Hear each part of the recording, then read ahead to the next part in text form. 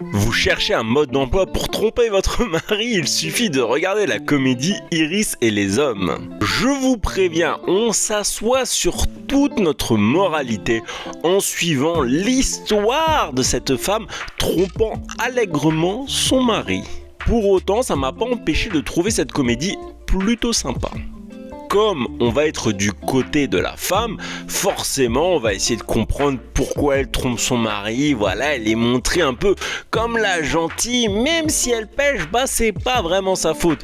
J'avoue, sur ce point, j'ai eu du mal. Ce que j'ai particulièrement apprécié, c'est que la situation, voilà, d'être dans l'infidélité, elle entraîne pas mal de passages cocasses, notamment avec la rencontre des amants, et j'ai trouvé ça vraiment bien drôle.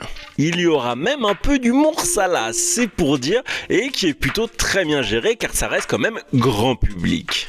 Comme d'habitude, Laure Calamy, elle fait parfaitement le taf. Je pense qu'elle aide à donner ce côté pétillant à cette comédie. Et j'ai aussi beaucoup apprécié son mari Vincent Elbaz, même si on le voit quand même moins.